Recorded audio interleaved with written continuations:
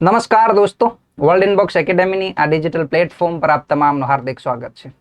દોસ્તો, તમે બેકગ્રાઉન્ડમાં એક વસ્તુ વાંચી લીધી હશે, જીપીએસસી ટોક બજેટ સ્પેશિયલ. ઘણા લોકોને ખ્યાલ પણ હશે, જીપીએસસી ટોક નામની એક નવી સિરીઝ આપણે ચાલુ કરવા જઈ રહ્યા છીએ. ટેલિગ્રામ ચેનલમાં તમે આની નોટિફિકેશન પણ જોઈ હશે. તો સૌ પ્રથમ એ બંનેનું તમને બ્રીફ ઇન્ટ્રોડક્શન આપી દઉં. બજેટ સ્પેશિયલનો મતલબ શું છે કે ભાઈ આપણે આ સિરીઝ અંતર્ગત કેટલાક ભાગોમાં બજેટની સંપૂર્ણ ચર્ચા કરવી છે. અને આ બજેટ અંતર્ગત જેટલી યોજનાઓ એ મુખ્ય પરીક્ષાને અનુરૂપ હોય કે પ્રિલિમ પરીક્ષા માટે ઉપયોગી હોય, એ તમામે તમામ ચર્ચા 360 એનાલિસિસ આપણે આ સિરીઝ અંતર્ગત કરવાનું છે. થોડું ઇન્ટ્રોડક્શન જીપીએસસી ટોકનું લઈ લઈએ તો જીપીએસસી ટોક અંતર્ગત દોસ્તો એવો પ્રયાસ રહેશે કે તમારો જીપીએસસીનો અને બીજી ક્લાસ 3ના પણ એક્ઝામ છે એના તમામે તમામ વિષયો માટે આપણે જે તે ફેકલ્ટીને અહીંયા આમંત્રિત કરીશું અને એમની સાથે તમારા જે સિલેબસના મુદ્દાઓ છે એની ઉપર ચર્ચા કરીશું. અને એમાંની આજે જે આપણી ચર્ચા છે એ બજેટ ફાઇનાન્શિયલ યર 2024-25 એટલે કે વર્તમાનમાં જે બજેટ કેન્દ્ર સરકાર દ્વારા રજૂ કરવામાં આવ્યું એને અંતર્ગત આજની આપણી ચર્ચા રહેવાની છે. અને એમના માટે આપણે ઇકોનોમિક્સના એક વિશેષ ફેકલ્ટી એવા શ્રી દિલીપ સુવાભાઈને અહીંયા આમંત્રણ આપ્યું છે. તો દિલીપ સાહેબ, તમારું ખૂબ ખૂબ હાર્દિક સ્વાગત છે. ધન્યવાદ તમારો. ઓકે, તો આપણે બજેટની ચર્ચા શરૂ કરતા પહેલા એક વસ્તુ તમને કહી દઉં કે તમે લોકોએ ઘણી જગ્યાએ બજેટની ચર્ચાઓ સાંભળી લીધેલી છે કે ભાઈ આ યોજના છે, આટલી થીમ છે, આટલા પ્રકારના ડેટા છે, સુધારો છે, વધારો છે, એ ઘણા પ્રકારના ડેટા તમારી પાસે આવી ચૂક્યા છે. અહીંયા જે આપણે ચર્ચા કરવાની છે જીપીએસસી ટોક અંતર્ગત, એ જીપીએસસી ટોક અંતર્ગત માત્ર તમને ફેક્ટ નથી આપવાના. એ ફેક્ટ તમારી પાસે હશે, બજેટ સ્પીચ તમારી પાસે હશે, બજેટ એટ ગ્લાન્સ, એ તમામે તમામ ડોક્યુમેન્ટ તમારી પાસે પહોંચી ચૂક્યા હશે.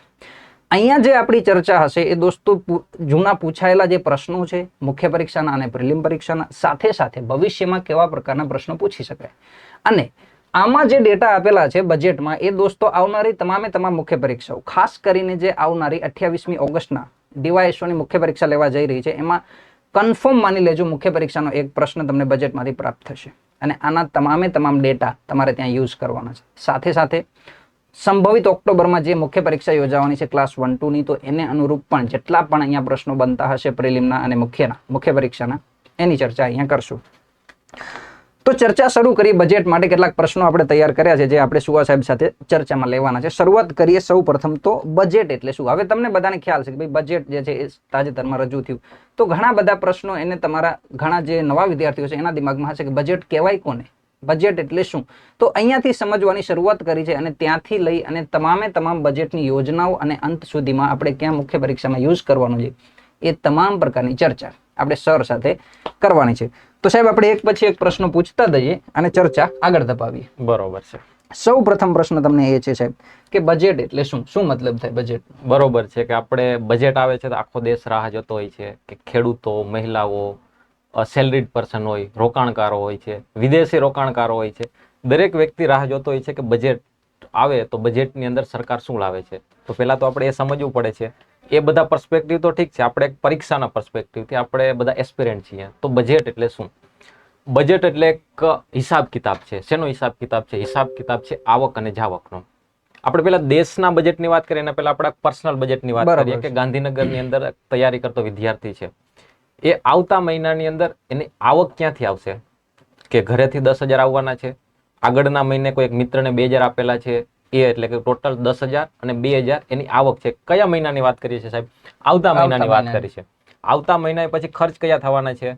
કે મોબાઈલનું કવર લેવાનું છે, ટિફિનનો ખર્ચ છે, રહેવાના જમવાના ભાડાના ખર્ચ છે. તો આ શું છે કે આવતા મહિને ક્યાંથી આવક આવશે અને કઈ જગ્યાએ ખર્ચ કરવાનો છે. આપણે આવતા મહિના માટે હિસાબ કિતાબ કર્યો છે. આ જ વાત આપણે દેશ માટે કરવાની છે કે આવતા નાણાકીય વર્ષની અંદર કઈ જગ્યાએથી કઈ જગ્યાએ ખર્ચ કરવાનો છે. જેમ કે પીએમ કિસાન યોજના છે, મનરેગા છે, આ બધા ખર્ચ કરે છે. તો સરકાર એક હિસાબ કિતાબ, એક અનુમાન આપે છે.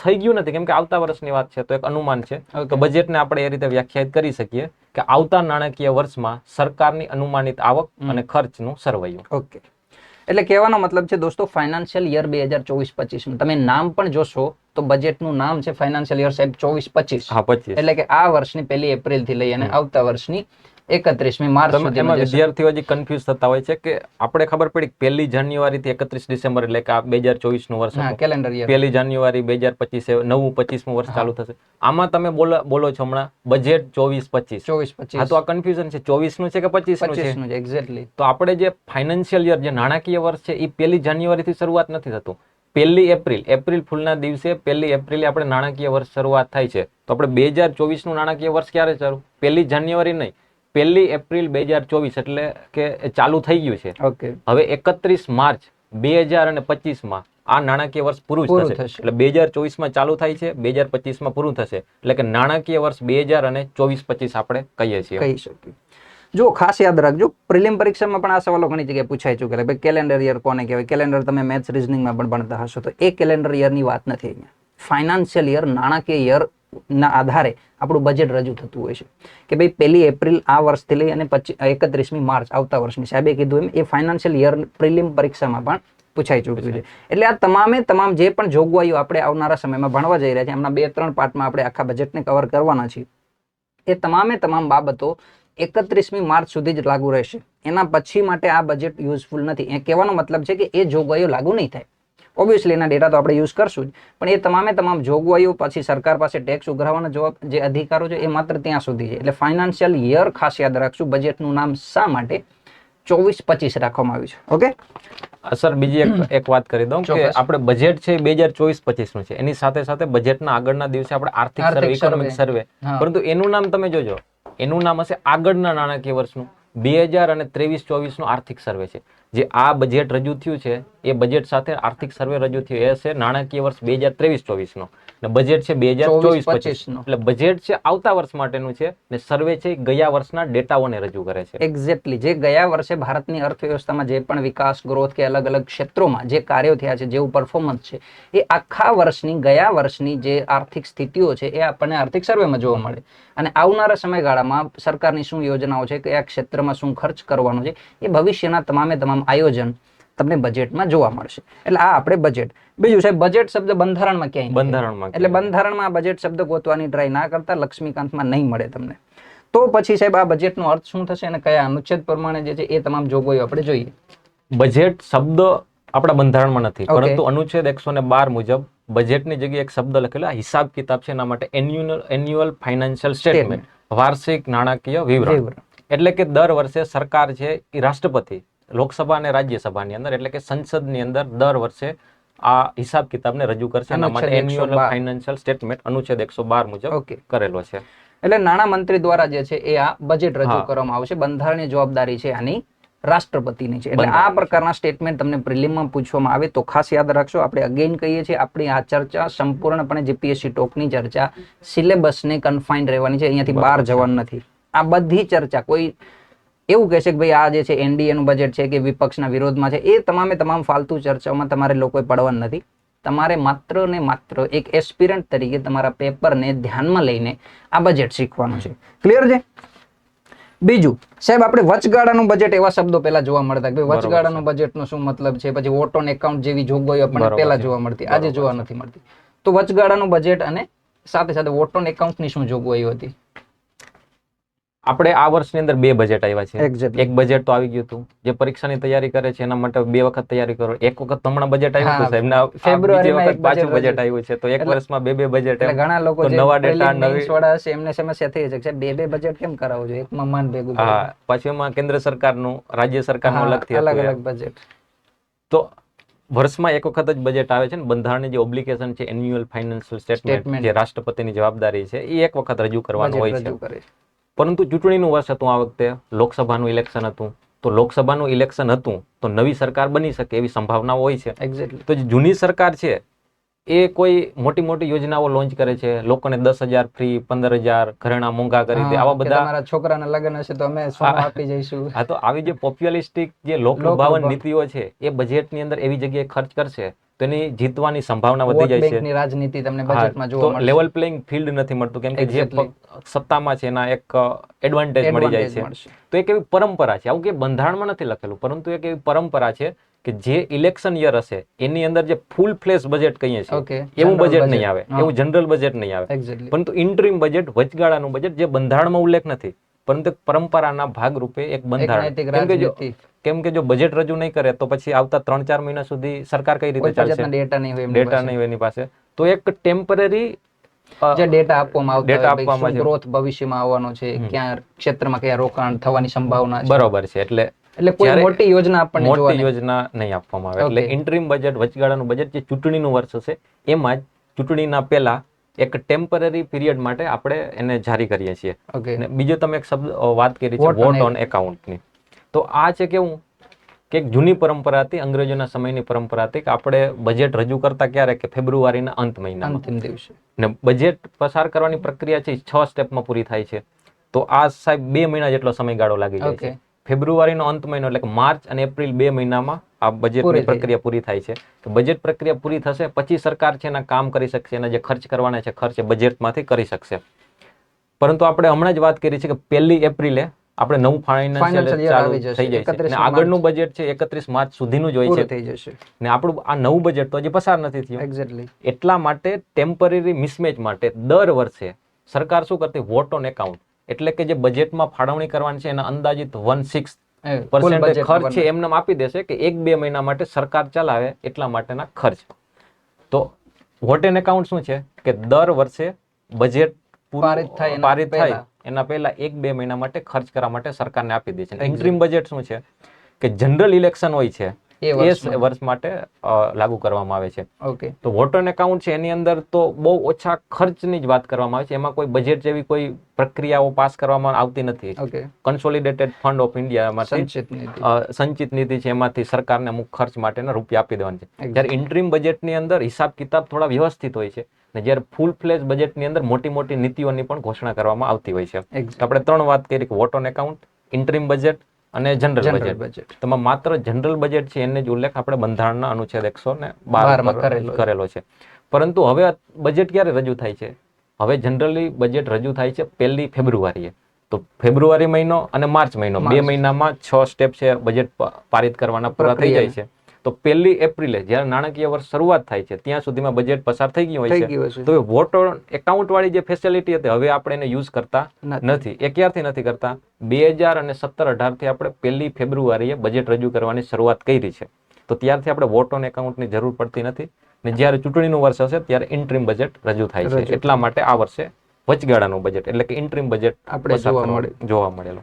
એક્ઝેક્ટલી. જો દોસ્તો, બજેટની જોગવાઈઓ સમજતા પહેલા આ બધી ડિટેલ સમજવી તમારા માટે જરૂરી છે. ઓબ્વિયસલી મુખ્ય પરીક્ષામાં ઘણી બધી યોજનાઓ છે, પણ પ્રિલિમ પરીક્ષામાં તમને સ્ટેટમેન્ટ તરીકે ઘણા બધા સવાલો જોવા મળશે. એટલે આ જીપીએસસી ટોપનો જે ઇન્ટેન્શન છે, જે ઉદ્દેશ્ય છે, એ તમારા કન્સેપ્ટ પણ ક્લિયર કરવાનો છે. અને ઇકોનોમિક્સમાં જો તમે કન્સેપ્ટ નથી સમજતા તો સમજીને રાખો, તમારી સમસ્યાઓ એક્ઝામના દિવસે વધશે.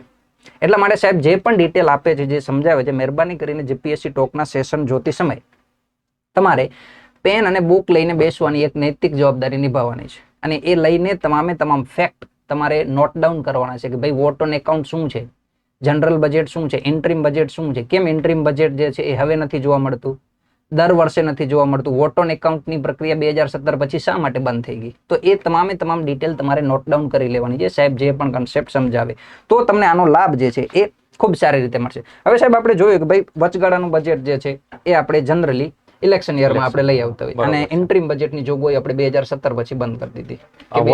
હા સોરી, વોટ ઓન એકાઉન્ટની એના પછી આપણે જરૂર નથી પડતી. 1 ફેબ્રુઆરીને આપણે લોન્ચ કરી દઈએ, બરોબર, બજેટ રજૂ કરી દઈએ. બીજો એક સવાલ પૂછીએ રેલવે બજેટ.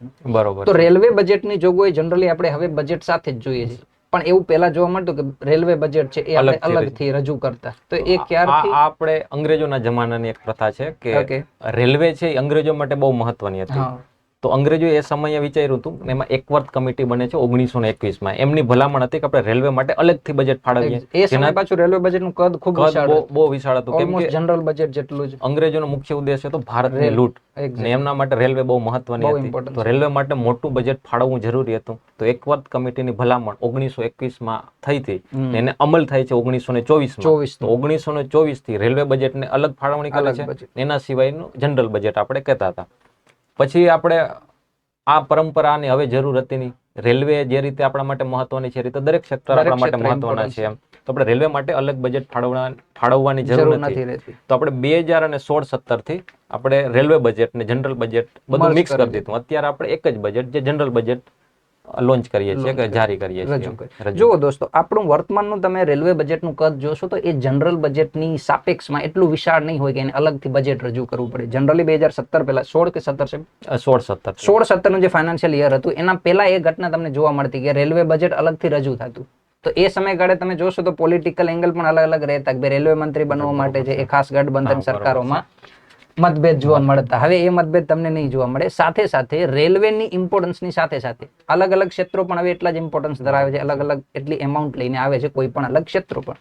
તો આ તમને સવાલ ખ્યાલ હોવો જોઈએ કે શા માટે રેલવે બજેટ સામાન્ય બજેટ સાથે મર્જ કરવામાં આવ્યું, ક્યારથી કરવામાં આવ્યું, કઈ સમિતિ, સાહેબે વાત કરી ઔપનિવેશિક કાળની 1921ની. તો એ પ્રકારના સીધા પ્રિલિમ પિન પોઈન્ટ પ્રશ્ન પણ તમને પૂછી શકાય, ખાસ યાદ રાખશું. અને બીજું, ઇકોનોમિક્સમાં તમે જે મેઇન્સ પેપર, પ્રિલિમનું પેપર જોવો છો એ કરંટ અફેરનો જ પોર્શન હશે, જે આ રીતે તમે બજેટમાં જોઈ શકશો, કોઈ વર્તમાન ઘટનાઓ જોતા હશો, એ તમામમાંથી જ તમને પ્રિલિમમાં પૂછવામાં આવતા હશે.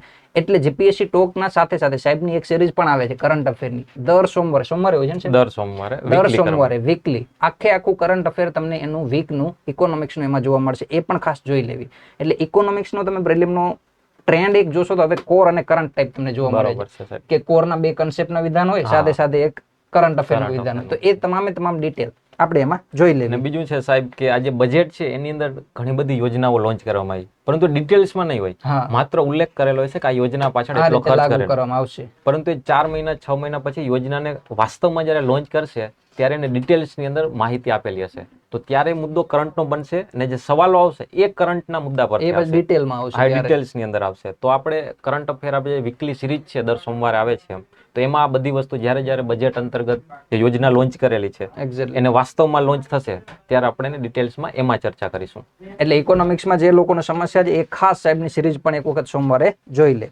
બીજું આપણે આગળ વાત કરી સાહેબ કે અનુચ્છેદ અને આ તમામ રેલવે પછી નાણાકીય વર્ષની એક વાત કરી 2024-25. તો એમાં નિર્મલાજીએ વર્તમાનમાં લગભગ 7મી વખત અને રેકોર્ડ સાહેબ બનાવે છે કે સતત 7 વખત બજેટ રજૂ કરવાનો રેકોર્ડ નિર્મલાજીના નામે છે. તો કોઈને સવાલ હશે, કોઈ જીકે વાંચેલું હશે, સાહેબ મોરારજી દેસાઈ તો 10 વખત બજેટ રજૂ કરેલું હતું, પરંતુ સતત 6 વખત એને કરેલું હતું, એમને કુલ 10 વખત કરેલું હતું. ને નિર્મલા સીતારામને સતત 7 વખત કન્ટિન્યુઅસ રીતે રજૂ કરેલું છે. હજી આવતા 4 વર્ષ માટે રજૂ કરશે તેમના સતત 11 વખત થઈ જશે. તો બંને રેકોર્ડ એમના નામે થઈ જશે કે કોઈ મહિલાએ એટલી વખત રજૂ કરેલું, ઓલ ઓવર પણ સૌથી વધારે ને સતત પણ સૌથી વધારે.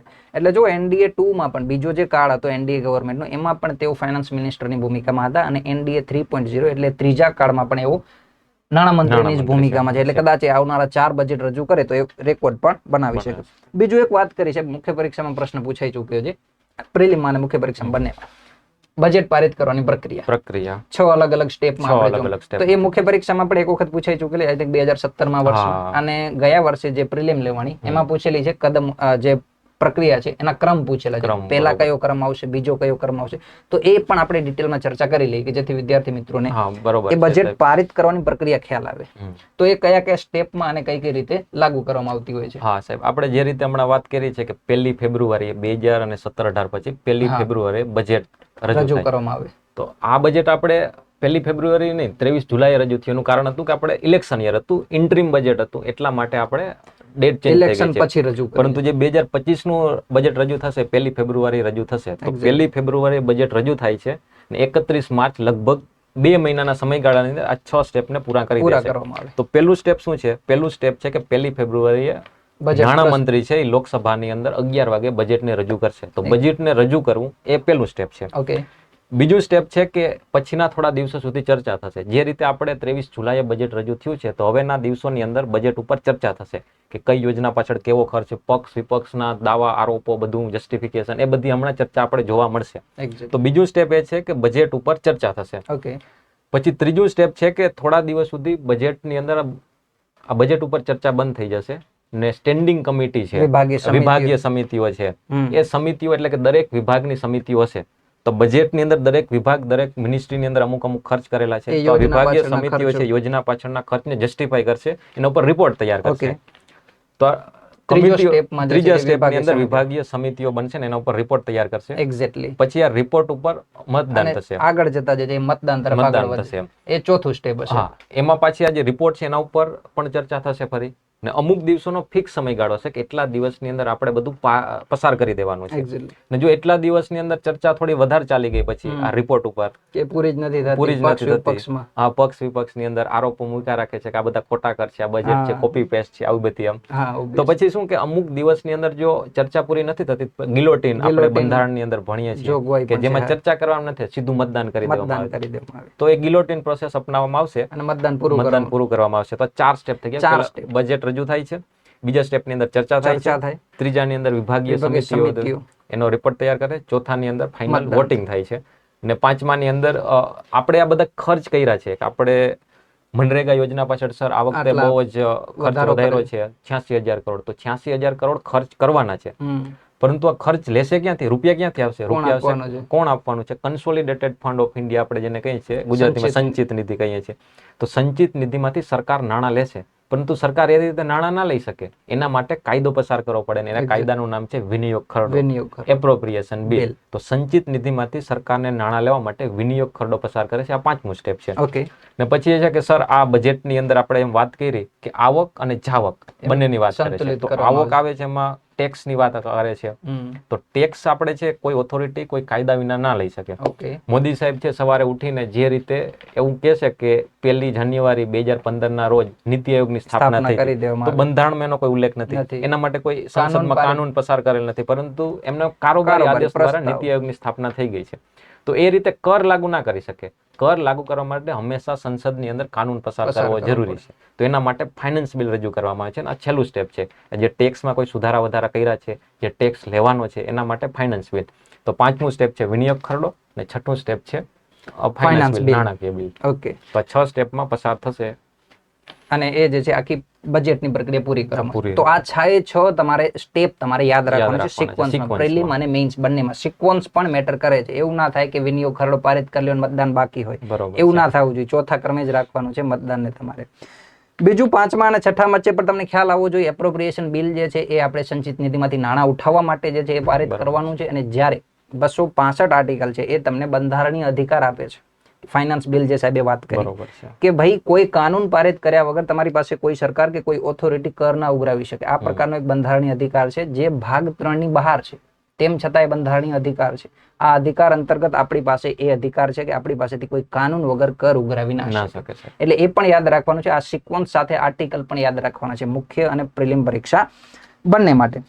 તો સાહેબ હવે આપણે આજના બજેટની વાત કરી. આ તમામે તમામ માહિતી તમને બજેટ સમજવા માટે તમારા જે કોર પ્રિન્સિપલ છે એ ક્લિયર કરવા માટે આપણે ચર્ચા કરી. હવે આજની બજેટની વાત કરીએ. બરોબર છે. તો શરૂઆત કરીએ સાહેબ આજના બજેટનું કદ, કે કેટલું આ વખતે બજેટનું કદ રાખેલું છે. આ બજેટ આમ જોઈએ તો દર વર્ષે બજેટનું કદ વધતું જાય. જેમ ઇકોનોમી વધે છે, ઇન્ફ્લેશન ને દરેકના એ સ્વાભાવિક છે. તો આ વર્ષનું બજેટ છે 48.2 લાખ કરોડનું. ઓકે, 48.2 લાખ કરોડનું. જો આ સીધે સીધું ડિજિટ છે, વર્ડ સ્પેસિફિક તમને પ્રિલિમમાં અથવા પ્રિલિમ્સમાં સીધો પૂછાય છે. સ્ટેટમેન્ટમાં લખી શકાય કે ભાઈ આ 48.2 લાખ કરોડ છે. તો એ સીધું આપણે આંકડો યાદ રાખશું, 48.2 લાખ કરોડ જેટલો. અને એમાં સાથે સાથે કેટલાક આપણે ડિટેલ કરીએ તો સાહેબ રેવન્યુ ડેફિસિટ છે, ફિઝિકલ ડેફિસિટ છે, આ બધી ખાધ છે. એ ખાધના ડેટા ખાસ યાદ રાખવાના છે. મતલબ શું થાય, અર્થ શું થાય, એ પણ ડેફિનેટલી મેટર કરે છે, સમજીશું જ.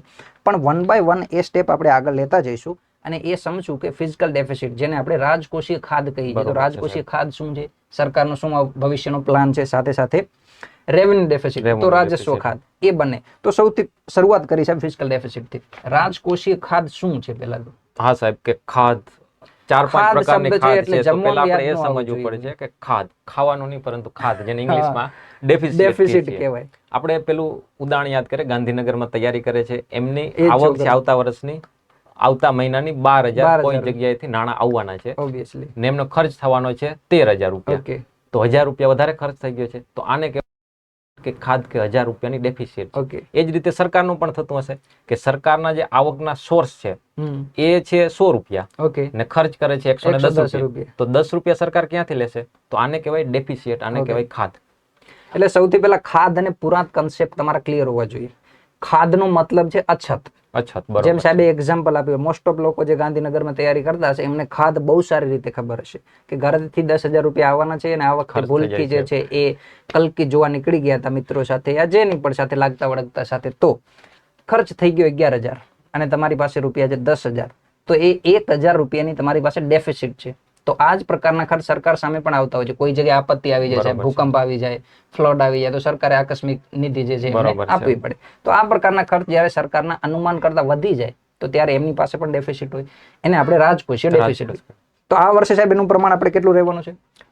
આ વર્ષે રહેવાનું છે 4.9%. ઓકે, 4.9% કોના? જીડીપી ના. 100 રૂપિયાના નથી. 100 રૂપિયાના નહીં. આપણા Okay. દેશની જીડીપી છે એના 4.9% આપણી રાજકોષીય ખાધ રહેવાની છે. રહેવાની છે. એક્ઝેક્ટલી આ ડેટા યાદ રાખજો અને વર્ષ દરમિયાન જ્યારે પણ તમારે ઉલ્લેખ કરવાનો થાય તો આ ડેટા પણ સાહેબ છે ને સીધા પૂછાય. જે Okay. રીતે બજેટનું કદ 48 લાખ કરોડનું છે, હા. એ જ રીતે આ ડેફિસિટ છે, Obviously. રેવન્યુ ડેફિસિટ કેટલી છે, ફિસ્કલ ઘણી વખત ડેફિસિટ પૂછાઈ કેટલી ગયેલા છે, છે પૂછાઈ prelims, ગયેલા આ છે, બધા બેઠા પૂછાય ડેટા છે. એટલે તમારી ને પાસે બજેટની અંદર જે 8-10 ડેટા છે એ સીધા પૂછાય છે ને એમાંથી આ મહત્વના યાદ data છે. રાખવાના જ છે. યાદ રાખ. બીકોઝ આ ડેફિસિટ જે છે ને એ તમારે હવે સીધે સીધું 1 ફેબ્રુઆરી સુધી યાદ રાખવાનું છે. 1 બરોબર છે. ફેબ્રુઆરી 2025 સુધી તમને કોઈ રાજકોષીય ખાધની વાત કરે તો દિમાગમાં ક્લિક થવું જોઈએ. જીડીપી ના 4.9%, કિલોગ્રામના નહીં.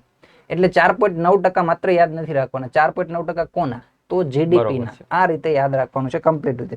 ને મેન્સના પણ જે ડેટાનો ઉલ્લેખ કરવાનો આવશે તો આ ડેટા આપણે વારંવાર ઓબ્વિયસલી મેઇન્સની જ મુખ્ય વાત છે કે જ્યારે બરોબર તમે છે. ફિસ્કલ કન્સોલિડેશનની વાત કરો છો, રાજકોષીય મજબૂતાઈ, કે સરકાર જે છે એ પોતાના ખર્ચ જે એ કટ આના ઉપર કરીને મેન્સમાં પણ સાહેબ સવાલો જાહેર આગળ દેવા પૂછાય ઉપરનો છે. પૂછાઈ ગયા છે. હા. તો જાહેર દેવાની વાત કરીએ તો જાહેર દેવું કેમ કરવું પડે છે? Exactly. ડેફિસિટ છે એટલા માટે જાહેર દેવું કરવું પડે છે. આના ઉપર Obviously. સવાલો પૂછાઈ બીજું ગયા તમને મેનેજમેન્ટ પૂછે છે કે ભાઈ પબ્લિક ડેટ મેનેજમેન્ટ એટલે શું, હા. કઈ રીતે સંતુલિત કરવું, તો એ પ્રકારનું જ્યારે તમને મુખ્ય પરીક્ષામાં સવાલ પૂછાય એની પ્રસ્તાવના બાંધવા માટે તમારી પાસે ડેટા હોવા જોઈએ. બરોબર છે. ત્યાં જે છે એ જય શ્રી રામ કે એવું કઈ નહીં ચાલે. કોઈ પણ તમારે જે છે એ સામાન્ય વર્ડમાં પ્રસ્તાવના લખશો તો એનું એટલું ઇમ્પોર્ટન્સ નહીં હોય. સીધે સીધું તમે ડેટા લખશો કે ભાઈ ગત વર્ષમાં આપણે બજેટ આધારિત જોઈએ તો આપણા ફિસ્કલ ડેફિસિટનું પ્રમાણ 4.9% છે. એ ચોક્કસ તમને કરી દેશે કે ફિસ્કલ ડેફિસિટ ને કેટલી છે. સાહેબ અમુક લોકોને એવો ભ્રમ હોય છે કે મેન્સ ની અંદર કોઈ ડેટાની જરૂર નથી, નથી માત્ર હોતી. સ્ટેટમેન્ટ લખી નાખો, તો વાતો ચાલે. કરી નાખો તો ચાલે છે.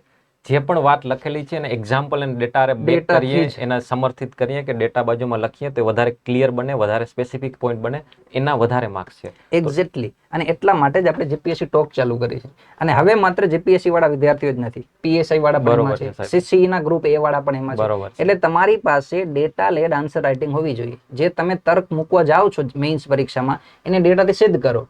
તમે કહો છો કે ભારત કુપોષિત છે તો તમને ક્યાં બહાર દેખાણું તો ભાઈ ભારત કુપોષિત છે, તમે એના ડેટા data રાખો. આપવા પડશે નેશનલ કે- ફેમિલી હેલ્થ સર્વેના ડેટા બરોબર છે રાખો સાહેબ. કે શું છે સ્ટન્ટિંગ. એટલા માટે મેઇન્સ આન્સર રાઇટિંગમાં તમારી પાસે ડેટા હોવા જરૂરી છે અને એ ડેટાના બેસ્ટ સોર્સ તરીકે આપણે સિરીઝ ચાલુ કરેલી છે. બરોબર છે એટલે સાહેબ. તમને એ દિમાગમાં ના રહેવું જોઈએ કે જીપીએસસી ટોકનો ઉપયોગ ક્યાં છે, એટલે તમને ક્લિયર હોવું જોઈએ. ઓકે, તો આપણે ફિસ્કલ ડેફિસિટની વાત કરી લીધી સાહેબ. નેક્સ્ટ વાત કરીએ રેવન્યુ ડેફિસિટ. Revenue. રાજસ્વ ખાધ શું છે સાહેબ? આપણે રેવન્યુ ડેફિસિટ સમજતા પહેલા આપણે સમજવું પડે કે બજેટની અંદર જે આવક ને જાવકની વાત કરી, આવક ને જાવક બે પ્રકારની હોય Okay. છે. એક તો એ રાજસ્વ બજેટ હોય છે ને બીજું હોય છે કે પૂંજીગત, પૂંજીગત. કે જેને આપણે કંઈ કેપિટલ બજેટ કહીએ છીએ. એક્ઝેક્ટલી. આપણે ખર્ચ આપણે ગાંધીનગર વાળું ફરી એક્ઝામ્પલ હા, એ છોકરાઓને વધારે સમજ્યા છે. વધારે ગાંધીનગર સમજ્યા છે. બરોબર છે કે જે ખર્ચ કર્યો છે એ અમુક ખર્ચ કેવા છે કે નાસ્તાના, ચા પાણીના, ભાડાના, ફિજૂલ આ ખર્ચા, ફિક્સ છે, daily to ફિજૂલ છે, daily. ડેઈલી છે, દર મહિના ખર્ચા થવાના છે. આવવાના છે.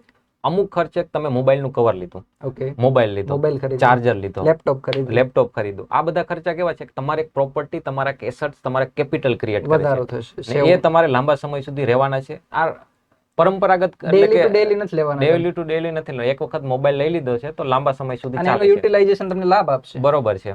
એક વખત ચા પાણીના આપણે નાસ્તાના ખર્ચ કરી નાખ્યા છે હા. તો એ એનો લાંબી ઇમ્પેક્ટ કોઈ નથી આપતા. સાંજે પાછું કરવા જવાનું છે ઉમિયા ઇસ્કોને. એટલે આપણે શું કહીએ કે ખર્ચ છે બે પ્રકારના છે. એક તો જેનાથી પ્રોપર્ટી કેપિટલ ક્રિએટ થાય છે ઓકે, અને બીજા છે કે વારંવાર કરવાના છે, એનાથી કોઈ લાંબા ગાળાના લાભ જે છે લાભ આપણને થતા પ્રાપ્ત નથી, કોઈ એસેટ કે સંપત્તિ ક્રિએટ થતી નથી. ઓકે, તો જેમાંથી એસેટ સંપત્તિ ક્રિએટ થાય છે એને કહેવાય કેપિટલ પૂંજીગત. એક્સપેન્ડિચર, પૂંજીગત ખર્ચો કહેવાય છે. એક્ઝેક્ટલી, અને બીજા છે ને રાજસ્વ કે રેવન્યુ એક્સપેન્ડિચર કહેવાય છે. એક્ઝેક્ટલી. તો સરકારના આવા ખર્ચ છે. તો આપણે સીધી વસ્તુ આમાંથી સમજી શકીએ કે જે કેપિટલ એક્સપેન્ડિચર છે આપણા માટે અને દેશ બંને માટે સમાન જ વધારે almost. મહત્વનો છે. રેવન્યુ એક્સપેન્ડિચર છે આપણા અત્યારની લાઈફસ્ટાઈલને જાળવી રાખે છે. એ રીતે દેશની લાઈફસ્ટાઈલને, દેશના અર્થતંત્રને ટકાવી ગવર્મેન્ટના રાખવા અમુક માટે એક્ઝામ્પલ લઈએ સાહેબ આપણે જેથી જેમ કે છોકરાઓને સમજાય. જેમ કે સરકાર છે એ સેલરી આપે છે સરકારી ઓકે, અધિકારીઓને, પેન્શન આપે છે. પેન્શન સેલરી આપે છે. પછી રક્ષા ખર્ચ અમુક કરે છે, Defense જેની અંદર માં ટેન્ક ખરીદે છે એ વસ્તુ એ પાછા કેપિટલમાં આવી જશે. બટ આર્મીની સેલરી જાય છે. સેલરી આપે હા. છે એ બધી વસ્તુ. સરકારી પછી નોકરો છે એમની સેલરી જાય કેન્દ્ર સરકાર છે એ રાજ્ય સરકારને અમુક ગ્રાન્ટ આપે છે. આપણે પછી સાહેબ ગ્રાન્ટ કલ્યાણ- બીજા દેશોને પણ આપીએ છીએ. ઓબ્વિયસલી. પછી આ કલ્યાણકારી યોજનાની વાત કરીએ. કલ્યાણકારી યોજનાનું એક્ઝામ્પલ જોઈએ પ્રધાનમંત્રી ગરીબ કલ્યાણ અન્ન બરોબર યોજના, છે. જેમાં સરકાર લોકોની ખાદ્ય સુરક્ષા જાળવવા બરોબર માટે છે, પૈસા સાહેબ. આપે છે. પીએમ કિસાન યોજના અંતર્ગત Exactly. 6,000 મળે. આ બધા ખર્ચો કેવા છે? રેવન્યુ ખર્ચ છે, વારંવાર થાય છે. આનાથી કોઈ એસેટ ક્રિએટ અને નથી થતા. સરકારને કોઈ લાભ નથી થવાનો રિટર્નમાં, કે એવા કોઈ પૈસા બરોબર એમને છે. મળવાના નથી. મળવાના નથી. Exactly. જ્યારે એની અલગ જગ્યાએ બીજા જે કેપિટલ એક્સપેન્ડિચરની વાત કરીએ તો પુલ છે, બિલ્ડિંગ છે, આ બધા છે, પોર્ટનું નિર્માણ કરવાનું, એરપોર્ટનું નિર્માણ કરવાનું છે, કે એક એસેટ સંપત્તિ ક્રિએટ થાય છે. અને આનો લાભ છે આવતા વર્ષોમાં થવાનો છે. સરકારને પણ પ્રાપ્ત સરકારને પણ થવાનો છે અને પ્રાઇવેટ સેક્ટર દરેક લોકોને પણ થવાનો છે. તો આને આપણે કહેવાય સ્પીલ ઓવર ઇફેક્ટ, ઓકે કે એક વસ્તુ કરી છે એની અસર છે અલગ સેક્ટરમાં અલગ જગ્યાએ પણ થવાની છે. એમ્પ્લિફાય થાય છે આને અસરને. સાહેબ એક એવો ડેટા છે કે આપણે જ્યારે કેપિટલ એક્સપેન્ડિચર 1 રૂપિયો કરીએ છીએ ને, ઓકે ત્યારે એને 2 થી 3 રૂપિયાનો લાભ અર્થતંત્રને થાય છે. અર્થતંત્રમાં થાય છે. ને જ્યારે આપણે વાત રેવન્યુ કે રાજસ્વ. રાજસ્વ ખર્ચની કરીએ છીએ, તો 1 રૂપિયાનો રાજસ્વ ખર્ચ કરીએ છીએ ત્યારે એને ફાયદો થાય છે 90 પૈસા, એટલે 10 પૈસાનું ત્યાં લગભગ લોસ થાય નુકસાન છે. એટલા માટે રેવન્યુ ખર્ચ આપણે બંધ નથી કરી દેવાનો. આપણે અત્યારે એ બજેટમાં પણ મોટા ભાગનો જરૂરી છે. ખર્ચ રેવન્યુ જ કરીએ Revenue છીએ. છે. પરંતુ આપણે કહ્યું મૂડીગત ખર્ચ અર્થતંત્રમાં લાંબા ગાળા માટે ફાયદાકારક છે. અત્યારના અર્થતંત્રને ટકાવી રાખવા માટે સરકારે રેવન્યુ ખર્ચ કરવાના જ છે. પરંતુ Okay. આપણે જે એનડીએ ગવર્મેન્ટ આવી છે, છેલ્લા 10 વર્ષથી આપણે કેપિટલ એક્સપેન્ડિચર ઉપર સાહેબ ખૂબ ખાસ ભાર ભાર આપીએ આપીએ છીએ. અને તમારો જે પ્રશ્ન હતો કે રેવન્યુ ડેફિસિયટ એટલે શું, તો આપણે રેવન્યુ આવક જે રીતે રેવન્યુ ખર્ચ છે, એટલે કે આપણે ગુજરાતીમાં કહીએ છીએ રાજસ્વ રાજસ્વ ખર્ચ. ખર્ચ. તો રાજસ્વની આવક છે ને રાજસ્વ ખર્ચ ખર્ચ છે, છે. એના વચ્ચેના તફાવતને આપણે રાજસ્વ રાજસ્વ ખાધ ખાધ કહીશું. કહીએ છીએ. તો હવે સાહેબ આપણે એ તો સમજાવી દીધું કે રાજસ્વ ખર્ચ એટલે શું, તો રાજસ્વ આવક આવક એટલે શું છે? જે રીતે આપણે ખર્ચની અંદર મૂડીગત આવક ને મૂડીગત ખર્ચ, મૂડીગત ખર્ચ અને રાજસ્વ ખર્ચ છે, એ Okay. રીતે મૂડીગત આવક છે અને મૂડીગત ખર્ચ પણ છે. રાજસ્વ ખર્ચ છે. ઓકે તો સેમ વસ્તુ એ છે કે જે ટૂંકા ગાળાના છે આવક, જેમ કે ટેક્સમાંથી આવક આવે છે, પછી આના સિવાયની આવક, વ્યાજ આપણને આવક વ્યાજ આવે છે. આપણા દેશે કોઈ બીજા દેશને લોન આપી છે, એનું જે વ્યાજ એ દર વર્ષે મળી જાય છે. તો ટૂંકા ગાળાની જે આવકોના સ્ત્રોત છે એ બધાને રેવન્યુ રાજસ્વમાં આવકમાં આપણે ગણવામાં આવે રાખશું. છે. અને અમુક લાંબા ગાળાના જે ખર્ચ, લાંબા ગાળાની આવક છે અથવા તો વન ટાઈમ આવક છે. ફોર એક્ઝામ્પલ સાહેબ કે આપણે સરકારી કંપનીઓ છે એની ડિસઇન્વેસ્ટમેન્ટ Disinvestment, છે, વેચી તો એની નાખીએ. આવક છે એ આવે છે કેપિટલ આવકની અંદર. ઓકે આના સિવાયની છે આપણે કોઈ દેશ પાસેથી લોન લીધી છે, જે લાંબા ગાળા માટેની લોન છે, 2 Okay. વર્ષ, 3 વર્ષ, 5 વર્ષ. તો આ લોન લીધેલી છે એ પણ આપણને મૂડીગત આવકમાં કેપિટલમાં આવે છે. ગણવામાં આવે. તો આપણે- લોન પછી આપણે પરત આવે, પરત આવે છે. જે મૂળ હા, રાશિ હા, છે, બરોબર એ છે, પરત આવે. બરોબર છે. ઓકે તો એ પણ આપણે પૂંજીગત આવકમાં હા, ગણીશું. તો આપણે વાત કરતા હતા કે રેવન્યુ રાજસ્વ ખાધ, ખાધ એટલે તો શું? એમાં રાજસ્વ આવક અને રાજસ્વ જાવક એ બંનેનો તફાવત છે, એને કહેવાય રાજસ્વ ખાધ. ખાધ. ઓકે તો બેઝિકલી આપણે એટલું સમજવાનું છે દોસ્તો કે ખાધનો મતલબ છે કે તમારી જાવક છે એ આવક કરતા વધુ છે. અને સાહેબે સમજાવ્યું કે ભાઈ રાજસ્વ અને પૂંજીગત વચ્ચે શું તફાવત છે. આનો તફાવત મેઇન્સમાં પૂછાય. બરોબર જો છે. પૂછાઈ સામાન્ય ગયું સાહેબ, રીતે આ યુપીએસસી માં પણ પૂછાયેલો પૂછાઈ ગયો છે. હા છે. એક્ઝેક્ટલી મેં જોયેલો છે એટલે જ મને યાદ આવ્યું. રાજસ્વ ખર્ચની જે ઇમ્પેક્ટ હોય છે એ તત્કાલીન હોય છે, તત્કાલીન હોય છે. પણ એના લાભ ઇકોનોમીને લાંબા ગાળે એટલા લાંબા નથી ગાળે થતા. નથી જ્યારે થતા. પૂંજીગતના લાભ વધારે હોય છે દોસ્તો. ફોર એક્ઝામ્પલ આપણે પ્રધાનમંત્રી ગરીબ કલ્યાણ અન્ન યોજનાની વાત કરીએ તો એમાં લોકોને અત્યારે જ ખાદ્ય સુરક્ષાની જરૂર છે. જે બરોબર લોકો છે. વંચિત છે, પોતાની હમ. ખાદ્ય સુરક્ષા જાળવવા માટે કેપેબલ નથી, જો એમને તમે ખાદ્યાન્ન નહીં આપો, બરોબર ઓબ્વિયસલી છે, ભારત એક કલ્યાણકારી રાજ્ય છે કલ્યાણકારી રાજ્ય છે. અને તો આપણે રાજ્યની આવા ખર્ચ- જવાબદારી છે કે લોકો જે છે એ ભૂખ્યા ના સુવે, ભૂખમરાની નાબૂદી કરે. આ પ્રકારના આપણે સતત વિકાસ લક્ષ્યાંકો નિભાવવા સરકારની જવાબદારી છે. જવાબદારી છે. એટલે એ યોજના નાબૂદ નથી કરી દેવાનું. કોઈ પણ બજેટ છે એ રાજસ્વ અને પૂંજીગત ખર્ચનું મિશ્રણ છે. મિશ્રણ હોય છે. બટ જનરલી સરકારો શું કરતી હોય છે કે વોટ બેંક ઉપરાંત જે લોકોની જરૂરિયાત છે એની ઉપરાંત ઇકોનોમિકને લાભ થાય એ પ્રકારના સ્ટેપ પણ ઉઠાવતી હોય. એટલે પૂંજીગત ખર્ચમાં વધારો છે એ ઇકોનોમિકને લાભ આપશે. ઇકોનોમિકલી જે છે એ ગ્રોથને એમ્પાવર બરોબર કરશે, છે. એટલે જેમ જેમ આપણો દેશ છે વધારે વિકસિત રાષ્ટ્ર તરફ બને છે, વધશે. તો એમ આપણે રાજસ્વ ખર્ચ એ ઘટાડતા જશું અને મૂડીગત ખર્ચ એ વધારતા જશું. અને વધારતા અત્યારે વિકસિત રાષ્ટ્ર છે એની અંદર મૂડીગત ખર્ચ તમને ઘણો વધુ વધારે જોવા થતો હોય મળશે. છે. બેઝિકલી સરકારો પોતાના જ્યારે વખાણ કરતી હશે તો પોર્ટફોલિયોમાં તમે જોશો તો પોતાના જે એચિવમેન્ટ દેખાડતી હશે હા. એમાં સૌથી પહેલા લખેલું હશે કે અમે કેપેક્સ ગયા વર્ષે 35.4% વધાર્યું, બરોબર 33.4% વધાર્યું. તેમાં એવું શો ઓફ નહીં કરે કે અમે રાજસ્વ ખર્ચો વધાર્યો. બરોબર છે સાહેબ. જનરલી કેપેક્સ વધારવો ઇકોનોમિકલ માટે લાભદાયી થાય છે, કારણ કે રોડ, રસ્તા, પોર્ટનું જેટલું નિર્માણ વધશે. અને સાહેબ જો આપણે મૂડીગત ખર્ચ કરીએ છીએ ને તો એ સરકારનું સરાહનીય કદમ તો છે ને, એ Obviously. સરકાર રિસ્ક ટેકિંગ પણ નિર્ણય લે લે છે. છે. કેમ કે જ્યારે આપણે રાજસ્વ ખર્ચ સરકાર કરે છે ને ત્યારે તત્કાલિક લાભ થાય છે ને લોકોને ઈ દેખાય છે, દેખાય છે. તો લોકો એને મત આપે એની સંભાવના વધી જાય છે.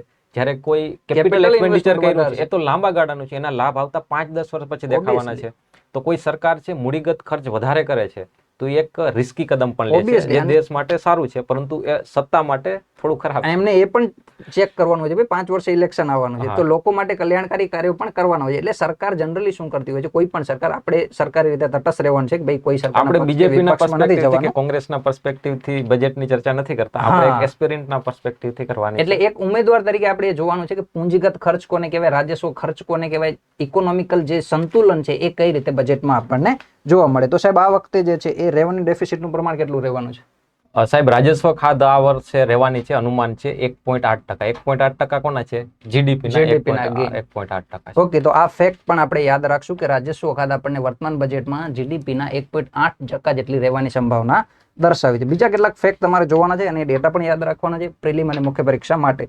સાહેબ, આપણે વાત કરી કેપેક્સની. હવે મને નથી લાગતું વિદ્યાર્થીઓને કેપેક્સ અને રાજસ્વ ખાધમાં ક્યાંય તકલીફ હોય. ખાસ યાદ રાખશું રાજસ્વ અને પૂંજીગત ખાધ. તો કેપેક્સનું પ્રમાણ વર્તમાન જીડીપીમાં, વર્તમાન બજેટમાં કેટલું અંદાજવામાં આવ્યું છે? કેપેક્સ એટલે capital expenditure. Expenditure. Capex capital એક્સપેન્ડિચરનું Short શોર્ટ form ફોર્મ એટલે કેપેક્સ, કે જેને આપણે ગુજરાતીમાં કહીએ પૂંજીગત ખર્ચ. આ વર્ષે સાહેબ છે 15 લાખ કરોડ છે, જીડીપીના 3.4%, એટલે ખૂબ જ સારું કહેવાય. ઓકે, ને છેલ્લા 10 વર્ષની અંદર આ કેપેક્સ, કે જે કેપિટલ એક્સપેન્ડિચર કે છે, 3 ગણો વધી ગયો છે. તો આ સરાહનીય કદમ છે ને 15 લાખ કરોડ છે, એ આપણે યાદ રાખીશું. ઓકે. તો જુઓ વિદ્યાર્થી મિત્રો, જ્યારે તમે ગવર્મેન્ટના યોજનાઓ તરીકે લખતા હોય, મુખ્ય પરીક્ષાનું ઉત્તર લખતા હોય, ઇન્ડિયન ઇકોનોમીની દશા કે દિશા સમજાવતા હોય, ત્યારે તમે જો એમ સીધું લખશો કે ભાઈ ભારતમાં કેપેક્સનું પ્રમાણ વધ્યું છે, તો એનાથી કઈ સાબિત નથી થવાનું.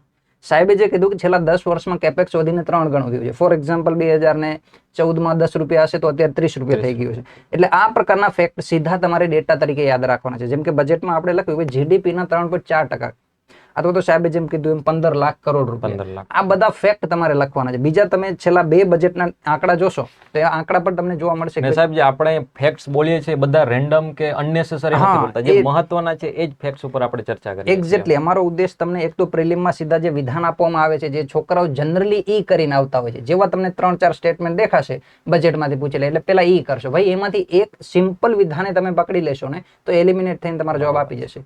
અને એ જે તમે ક્વેશ્ચન કહો છો એ પ્રિલિમમાં તમને પાછળ છોડશે. એટલે આ ફેક્ટ જેટલા પણ તમને સમજાવીએ છીએ એ ખાસ યાદ રાખશું. ભાઈ જીડીપીના 3.4% જેટલો આપણે કેપેક્સ રાખ્યો છે. ઓકે. બીજો સાહેબ એક આ વખતના બજેટમાં આપણે જોઈએ તો એક પેરામીટર આપેલો છે, ટેક્સ ટુ જીડીપી રેશિયો. આ ટેક્સ ટુ જીડીપી રેશિયો શું છે?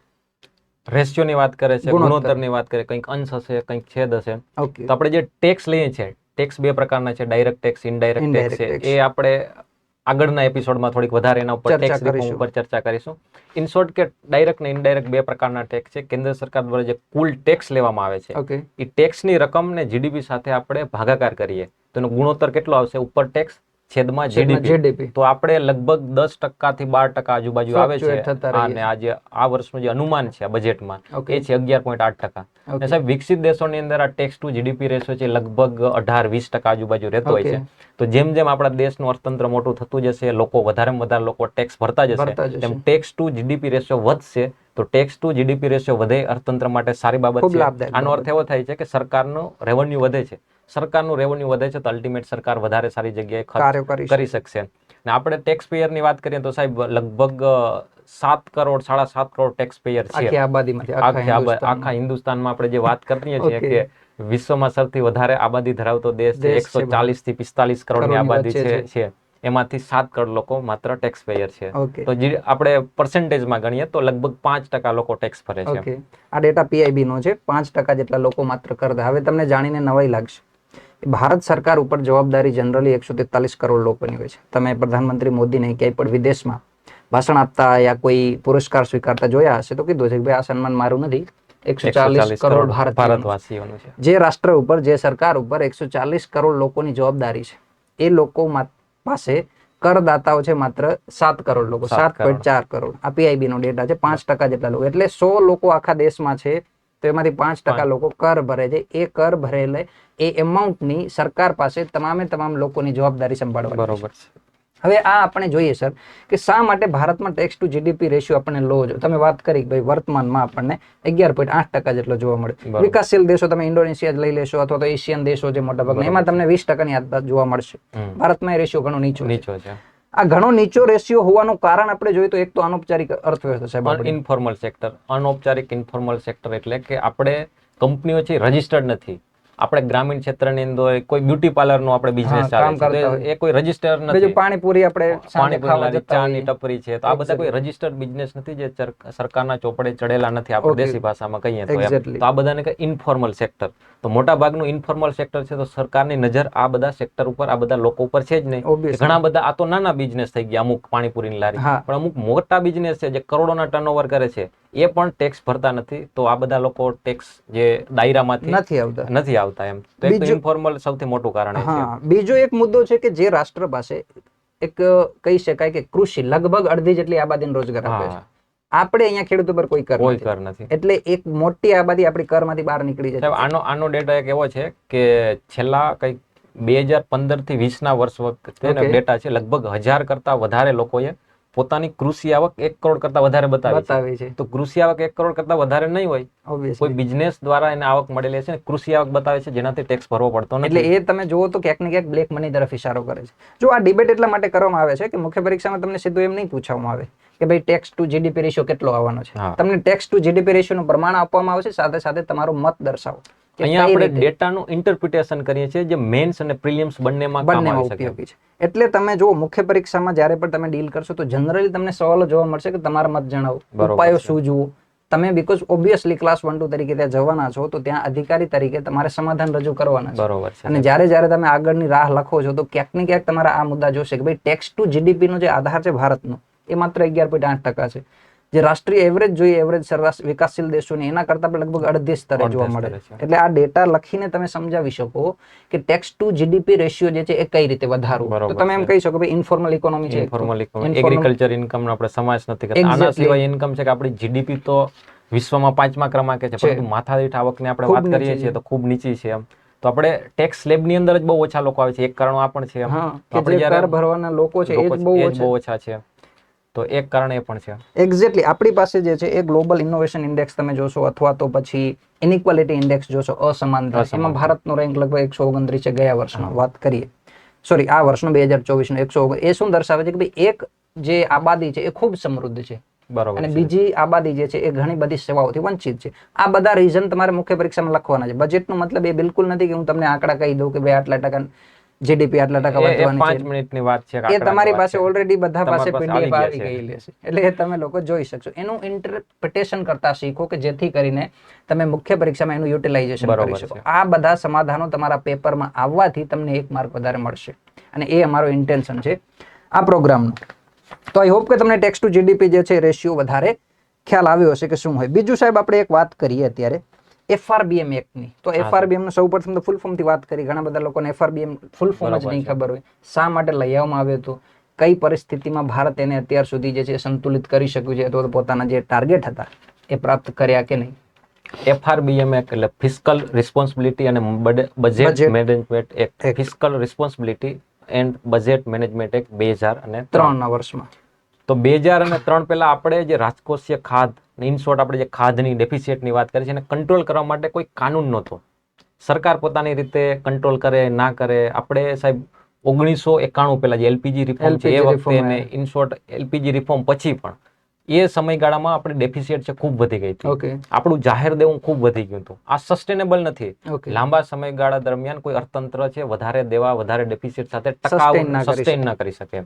તો એ સમયે 2003 ની અંદર આપણે fiscal responsibility budget management act, તો પેલું એવી કોઈ સંસ્થાકીય કાનૂની મતલબ જવાબદારી આપણે આવી. જવાબદારી આવી સરકાર ઉપર કે આપણે ડેફિસિટ છે એને ઘટાડવાની કંટ્રોલમાં છે, લાવવાની છે. નિયંત્રિત તો કરવાની. એના માટે ત્યારે 2003 માં ટાર્ગેટ રાખેલો હતો કે 2008-9 સુધીમાં આપણી જે ડેફિસિટ છે એ જીડીપી ના 3% સુધી લાવવી. ઓકે.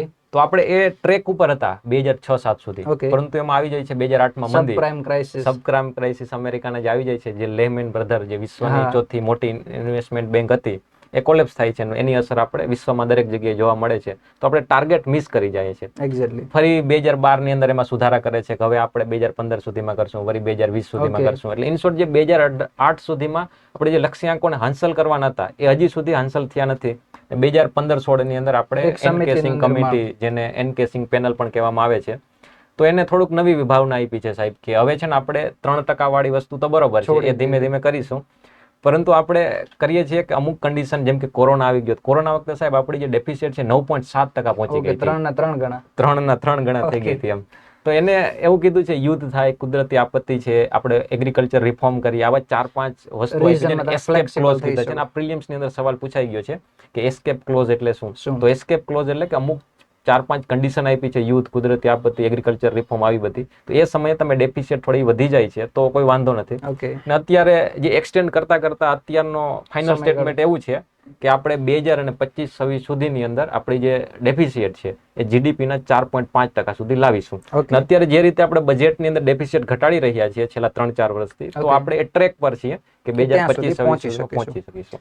એટલે કહેવાનો મતલબ કે દોસ્તો, સરકાર ઉપર પણ એક જવાબદારી હોય છે કે પોતાનો પૂંજીગત ખર્ચ, રાજસ્વ ખર્ચ, જે ખર્ચ છે, ડેફિસિટ છે, એને કઈ રીતે મેનેજ કરે. તો એના માટે એક કાનૂની જોગવાઈ છે. કહેવાનો મતલબ એ છે, આનું ફૂલ ફોર્મ પૂછાઈ ચૂક્યું છે. અને FRBM એક્ટના જેટલા પણ લક્ષ્યાંકો છે, સાહેબે જે પ્રમાણે કીધા, શું સિચ્યુએશન હતી, કયા કયા ક્લોઝમાં અમુક વખત એમને ફ્લેક્સિબલ છૂટછાટ આપવામાં આવતી હોય, જેમ સાહેબે કીધું.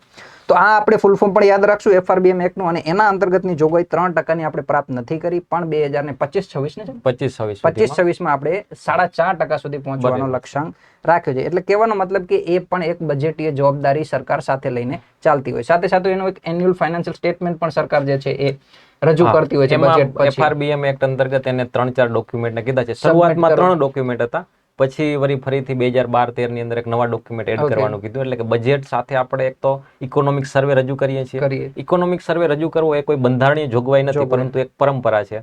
આપણે બજેટના આગળના દિવસે રજૂ કરીએ છીએ. એની સાથે સાથે FRBM એક્ટ પ્રમાણે આ બધા ડોક્યુમેન્ટ પણ રજૂ કીધું કરતા છે હોઈએ કે છીએ. ફાઇનાન્શિયલ સ્ટેટમેન્ટ અમુક મિડ ટર્મ, લોંગ ટર્મ, આ બધા અલગ અલગ નામ છે એમાં, આ બધા રજૂ કરવાના આવે છે. તો એ અંતર્ગત આપણે રજૂ કરીએ છીએ. જો તમે લોકોએ બજેટ જોયું હશે તો નિર્મલા સીતારામનજીએ જે છે એ સૌપ્રથમ બજેટ રજૂ કર્યું. બજેટ સ્પીચ પછી આઈ પુટ ધીસ સ્ટેટમેન્ટ ને આઈ પુટ ધીસ પ્રકારના સર્ટિફિકેટ જે છે એ કીધા હા, હશે. એ FRBM એ એક્ટ બધા હતા. FRBM એક્ટ અંતર્ગત જ હોય. એટલે એ પણ આપણે ખાસ યાદ રાખશું. FRBM નું ફૂલ ફોર્મ પણ યાદ રાખશું.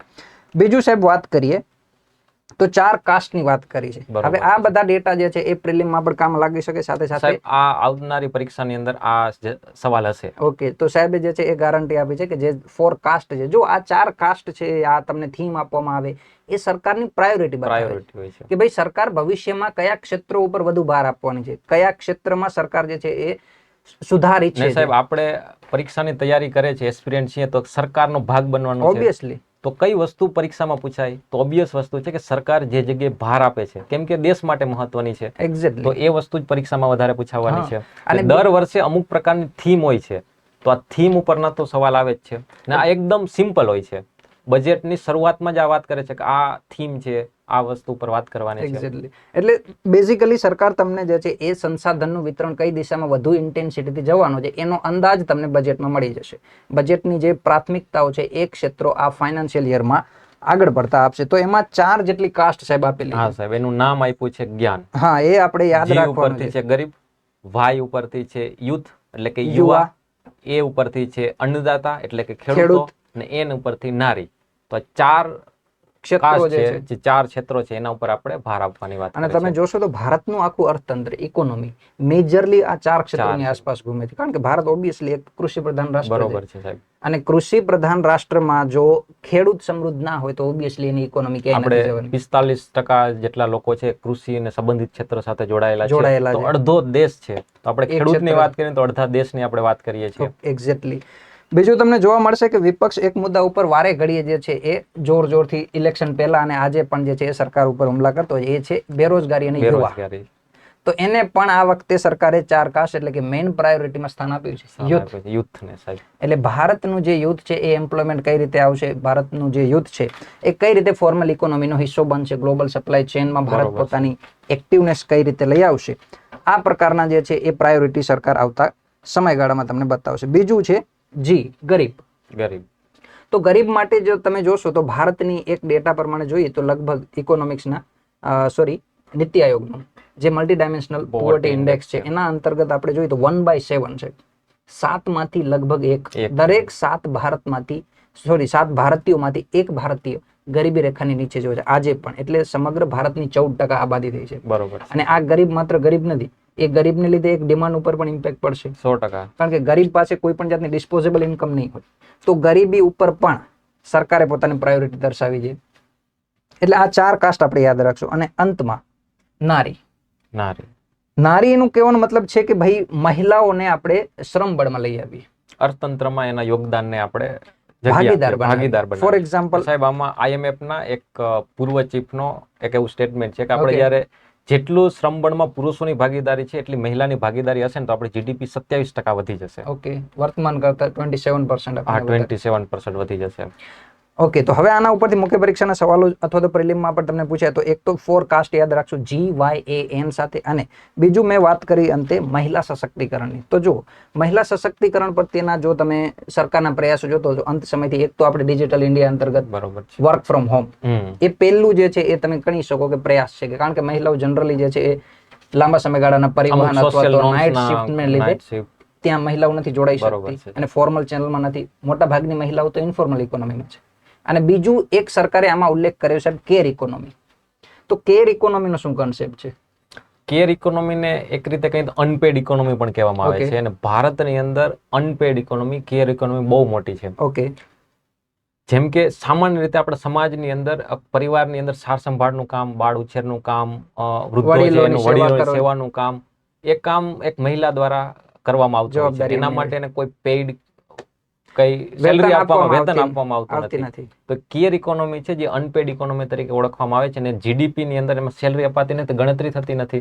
તો આપણી GDP ઓછી છે એનું એક કારણ એ પણ સાહેબ છે કે કે મોટા અમેરિકન જે વિકસિત દેશો છે ત્યાં જે આ કામ આપણે મહિલાઓ છે એ ફ્રીમાં કરે છે, નિઃશુલ્ક કરે છે. Okay. એ કામ માટે ત્યાં એને વેતન મળે છે, વેતન મળે કેમ કે છે. દરેક બંને જે પતિ પત્ની છે એ વર્ક કરે છે. ઓકે, તો એના બાળકના ઉછેર, અપબ્રિંગિંગ માટે કે એની Okay. સાર સંભાળ માટે કોઈ એક ત્રીજી વ્યક્તિ આવે છે ને એ સેલરી લે છે. ઓકે, તો GDP માં એનું કન્ટ્રીબ્યુશન છે, પરંતુ આપણે ભારતની અંદર એ કામ Economy નિઃશુલ્ક માં. કરવામાં આવે છે તો GDP માં કન્ટ્રીબ્યુશન નથી. તો કેર ઇકોનોમી એટલે કે સામાન્ય રીતે મહિલાઓ છે એ બાળકો છે, વૃદ્ધો છે, વડીલો છે, એમના Okay. કેર, સાર સંભાળ માટેનું કામ કરે છે, ને જે અનપેડ છે.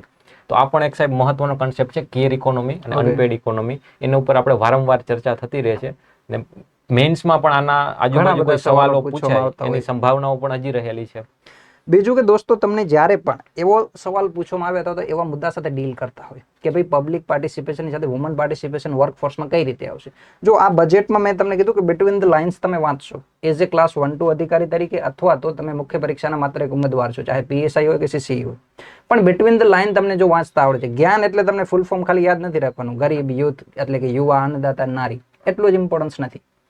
એ સરકારની પ્રાયોરિટી સાથે સાથે નારીઓને શ્રમ બળમાં કઈ રીતે લાવવામાં આવે છે. વર્તમાનમાં આપણે જોઈએ પીરિયોડિક લેબર ફોર્સ સર્વેના, તો એમાં લગભગ મહિલાઓની 19% ભાગીદારી છે, એટલે શ્રમ બળમાં બહુ ઓછી ભાગીદારી. તો મહિલાઓને મુખ્ય શ્રમ બળમાં લઈ આવવા માટે સરકારના પ્રયાસો, તો એમાં તમે એક મુદ્દો લઈ શકો કે બજેટમાં સરકારની પ્રાયોરિટી છે એમાંનું એક છે નારી, એટલે કે જે 4 પ્રાયોરિટી આપેલી છે એમાંની એક નારી છે. બીજું, સરકાર જે છે એ કેર ઇકોનોમી ઉપર હવે વધારે ફોકસ કરે છે. તો આ પ્રકારના ડેટાનો તમારે યુઝ કરવાનો છે. અગેન તમને એક વસ્તુ કહીશ કે તમારી પાસે માત્ર નોલેજ હોવું પૂરતું નથી સાહેબ. આજે કોમ્પિટિટિવના યુગમાં નોલેજ બધા પાસે છે. બધા પાસે કોઈ વ્યક્તિ એવો નથી કે જેની પાસે ડેટા ઓછા છે, અથવા તો વ્યક્તિ પાસે બુક નથી. બુક નથી. બીકોઝ તમે કોઈ Book એક તો અલ્ટિમેટ લગભગ સમાન બુકો જ વાંચતા હોય છે બધા. ડેટા તો Exactly. બધા પાસે સેમ છે. એટલે માત્ર બુક હોવી કે ડેટા હોવો આજનો ઇમ્પોર્ટન્સ નથી, કારણ કે આજના યુગને આપણે કહીએ છીએ એજ ઓફ ઓવર ઇન્ફોર્મેશન. 100% સાહેબ. અધિક- ઇન્ફોડેમિક. હા, કારણ કે ઇન્ફોર્મેશન નો પેન્ડેમિક છે. બધા લોકો પાસે ઇન્ફોર્મેશન છે અને 100% જરૂરતથી વધારે. જરૂર. તમે અધિકારી બનશો જો તમને ખ્યાલ છે તમારી પાસેનું નોલેજનું યુટિલાઇઝેશન, એટલે જ્ઞાન હોવા કરતા જ્ઞાનની ઉપયોગિતા વધારે જરૂરી છે જો તમે એપ્લિકેશન કોમ્પિટિટિવ ઓફ નોલેજ. ફિલ્ડમાં છો. બરોબર છે અને સાહેબ. એ દિશામાં આપણે કામ કરવાનું છે આ સિરીઝથી. જીપીએસસી ટોકમાં મેં તમને કીધું કે આપણે માત્ર ફેક્ટ ઉપર કામ નથી કરતા. આપણે જે આજનો સેશન રાખ્યો છે એ આખો તમારી વિચારવાની જે બ્રોડનેસ છે, જે થિંકિંગ બ્રોડનેસ છે એ વધારવાનો છે. તો અહીંયા સુધીના આપણે ચર્ચા આજે અહીંયા વધારે કરશું. બજેટનું કદ સુધી, પ્રક્રિયા, નાણાકીય વર્ષ, બજેટ એટલે શું, સાથે સાથે કાસ્ટ, આ બધી ડિટેલ આપણે આજના સેશનમાં જોઈ. પહેલા સેશનમાં હજી ઘણી બધી વસ્તુઓ બાકી છે, જેમ કે એમાં અલગ અલગ 9 જેટલી પ્રાયોરિટી આપેલી છે. એમાં ટેક્સ યોજના, રિફોર્મ આ વખતે બહુ મોટા પાયે હા, કરેલા ટેક્સ છે. રિફોર્મ બહુ મોટા પાયે કરેલા જે છે. ટ્રેડર્સ છે જે અમુક જગ્યાએ ટેક્સ વધ્યા છે તો એનો એક વિરોધ છે કે આ હા, ટેક્સ કેટલા કેમ કેટલા વધારવાના છે. નવી એક પ્રધાનમંત્રી પેકેજ કરીને 5 યોજનાઓ આવી છે રોજગારી સર્જન માટે. તો એ આપણે એક્ઝેક્ટલી આપણે અલગ અલગ જે છે એ પાર્ટમાં લઈએ, Part જેથી કરી અને આખું તમારે એક જ સેશનમાં જોવાની જરૂર ન રહે. તો આટલી ઇન્ફોર્મેશન તમારે ફર્સ્ટ પાર્ટમાંથી યાદ રાખવાની છે અને સાથે સાથે એનું રિવાઇઝ કરતા રહેવાનું છે. જલ્દી જ આપણે બીજા પાર્ટમાં બજેટની જેટલી પણ ઇન્ફોર્મેશન બાકી છે એ બધી એડ કરશું અને આખું બજેટ 360 પ્રિલિમ અને મેઇન્સ બંને માટે ઉપયોગી થાય એ રીતે આપણે પૂરું કરવાનું છે આ સિરીઝ અંતર્ગત. જો તમારા કોઈ સવાલ હોય, આજના વિડીયોમાંથી કોઈ વસ્તુ તમને ના સમજાણી હોય અને તમારા માઇન્ડમાં કોઈ દુવિધા હોય તો એ તમારે કમેન્ટ સેક્શનમાં જરૂર લખવાની છે. અને બીજું કે આ પ્રકારના ડેટા માટે મારે અને સાહેબને ઘણી બધી મહેનત કરવી પડતી હોય છે અને તમારા માટે જ જે છે એ આ સેશન લઈ આવે છે. ઓથેન્ટિક ડેટા મળે તમને એના એક્ઝેક્ટલી. માટે. આ ડેટા મોસ્ટ ઓફ તો પીઆઈબી ના છે સાહેબ PIB અને ના. બીજું ગવર્મેન્ટ બજેટના છે. તો આ ડેટા તમે બેક ઓફ કોઈ પણ મુખ્ય પરીક્ષામાં યુઝ કરી શકો છો. તો અમારે પણ આવું કામ કરવા માટે જે છે તમારા પ્રોત્સાહનની જરૂર પડશે. તો પોસિબલ છે ત્યાં સુધી મેક્સિમમ શેર, લાઇક અને સબસ્ક્રાઇબ કરો અને વધારેમાં વધારે લોકો સુધી પહોંચાડો એવી તમને બધાને પ્રાર્થના છે. અને આ જ પ્રકારના નવા સેશન સાથે આપણે ફરીથી જીપીએસસી ટોક અંતર્ગત ફરીથી મળતા રહીશું. ધન્યવાદ. ધન્યવાદ.